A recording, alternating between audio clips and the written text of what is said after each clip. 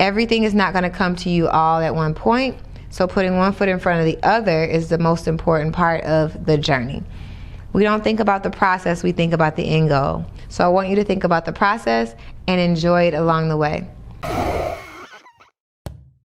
Before we get into this episode, I know you've been struggling with the idea of starting your own business and launching a premium product that you know is going to transform lives. So I have a bomb resource for you. The man himself, Words Taylor, is going to help you launch your product or service for the clients who need your help right now. Now, you can't call yourself a business owner unless you are getting in front of new clients every single day, and Words knows exactly how to do that. All you have to do is tap in so he can teach you his 6-figure launch strategy that's produced over $5 million in client sales.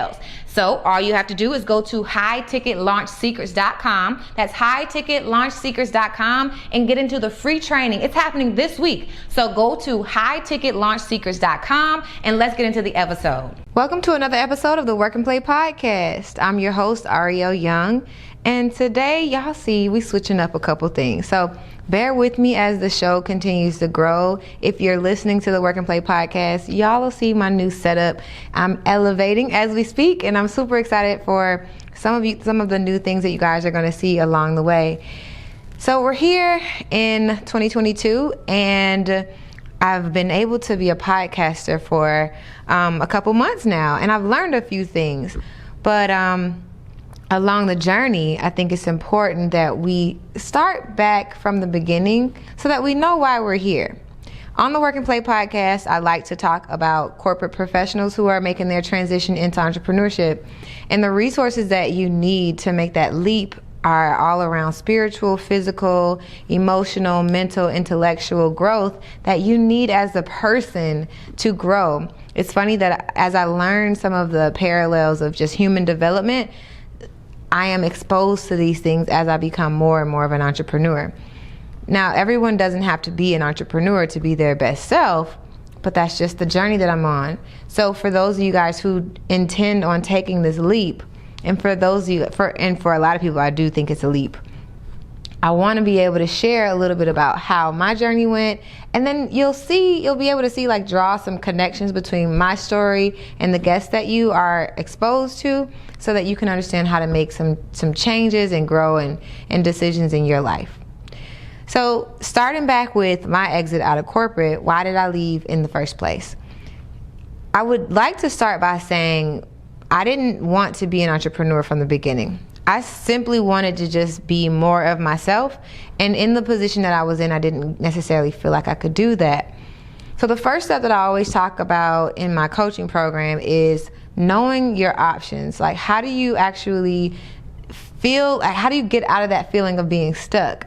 And part of it is like you getting out of the mindset that you don't have other options.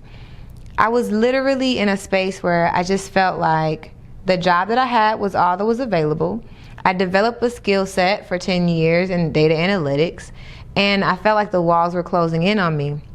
Not to mention, because we live in a capitalist society, bills are going to continue to come. The demands are still going to be coming, and adulting never ends. So because of those pressures, I felt like I had to continue doing what I'm doing, and that was the only option that I had for myself. But when it came to knowing how to empower myself to get out of that situation, one, it came with the realization that I can quit at any time. And before I quit my job, the top 3 responses that I get when I ask, why do you want to leave corporate America, are that you want financial freedom, you want to own your own time, and you want to build a legacy for this generation and generations to come.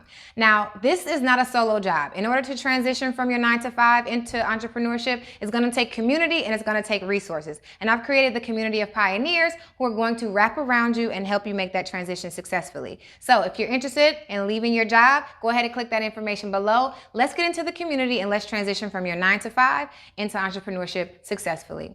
Now let's get back to the episode. I found several opportunities within the company that I probably wouldn't have found before when I was in that stuck mindset. So opening my mind up to opportunities outside of the job that I was in started with opportunities within the company. So before you exit your job, have you considered options within the company for you to pivot to? It might seem like it's going to be different or difficult.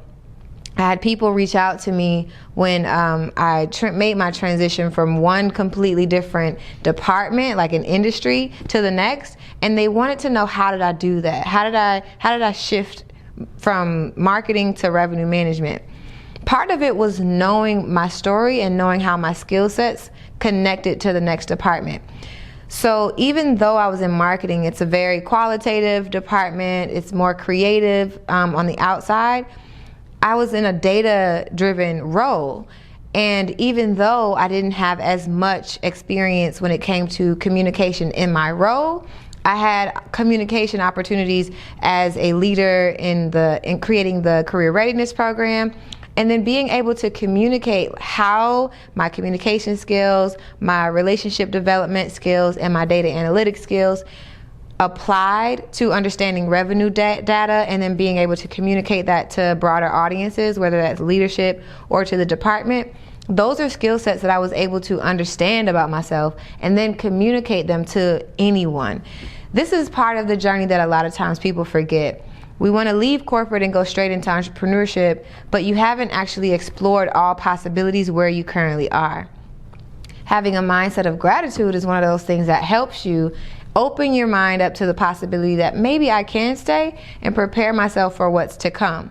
Now, if you're not like that and you just want to go straight out into entrepreneurship and figure it out, then that is also your life choice.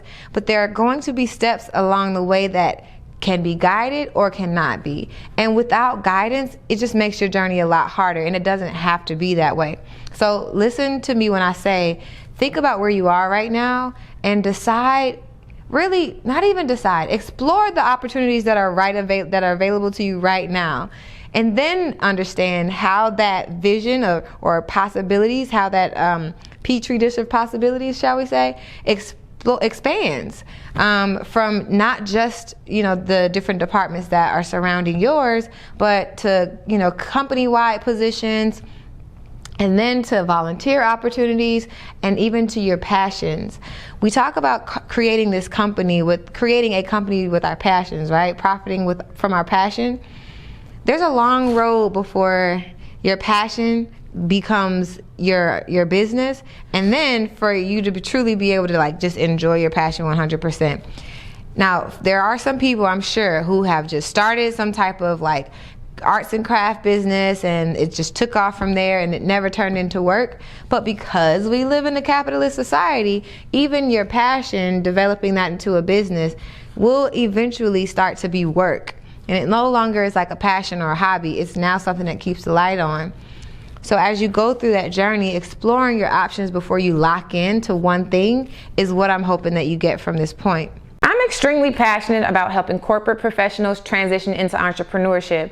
So I had to share the number one thing that helped me develop as an entrepreneur, and that's the morning meetup. I joined the morning meetup specifically for the structure because I'm leaving corporate America, so I'm used to those morning huddles. We got our sales, we know what our goals are, and we get our day started. So I was missing that for 2 years before I even found the morning meetup. Now, the second thing that I really benefited from was the revenue generating activities was not necessarily a thing before 2021. Now, I had my LLC, I had my website, I had a few clients here and there, but the momentum really took off as soon as I got around like-minded individuals and people who really knew the struggles that I was already dealing with, that I could get over my fear of sales and communicating my value and putting myself out there on social media. The friends that I've developed, the mentors and the mentees that I've created relationships with, everything has really created this environment for us to thrive as entrepreneurs. So if you want to develop as an entrepreneur,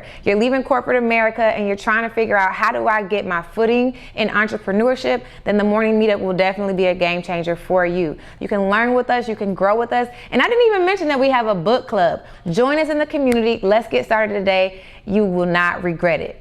Now, the next thing about the journey and understanding what you're going to be doing next is exploring who you want to become. I don't think we spend a lot of time on the becoming part of the journey. We oftentimes focus on results. We live in a results-oriented society. Me being in data, every analysis starts with an end goal. Why are we doing this analysis? What are we looking to find? unless you're just exploring data just to figure out what goes where. But typically you're trying to figure out what's an outcome. What story are we trying to tell here? Well, you don't have to tell your story before it unfolds. All you have to do is live it. So becoming and understanding who you want to become and what are the characteristics of that future person that you actually see in your life, what does that look like? Understanding how you want to develop as a person is more important than the revenue that you desire to get as an entrepreneur. Deciding who you're going to be when you get your first $1 million is extremely important. So I want you to think about that. And then part of the last part of the journey, I would say is really like just taking the leap and putting action behind all of the work that you've done mentally, career-wise, intellectually, learning things. All of these things are going to prepare you to take action. So being able to take action looks like putting one foot in front of the other, putting in an application for your next job, signing up for a volunteer opportunity, selling your first piece of art, right? And none of this has to be a drastic change, but it's your first step to taking the leap. It's your first step to executing that plan. So for you, I want you to think about the different phases that you'll be moving in as you take this journey. You're not going to be an entrepreneur overnight. And even if you quit your job and get an LLC, that doesn't necessarily make you an entrepreneur. You have to be one, earning income in order to call yourself an entrepreneur. And then you also have to develop an entrepreneurial mindset. And that can happen before you actually leave. So I want you to consider your options. Know that you are not stuck. You have options outside of your department. You have options outside of your company. And you have options in the stratosphere of passions and volunteer work that you can explore. Focus on who you're becoming. Focus on who you are today and the characteristics that you know you want to develop and evolve in as you grow into entrepreneurship or freelance work or a nonprofit. The last part is take little steps towards the goal. Everything is not going to come to you all at one point, so putting one foot in front of the other is the most important part of the journey. We don't think about the process, we think about the end goal. So I want you to think about the process and enjoy it along the way.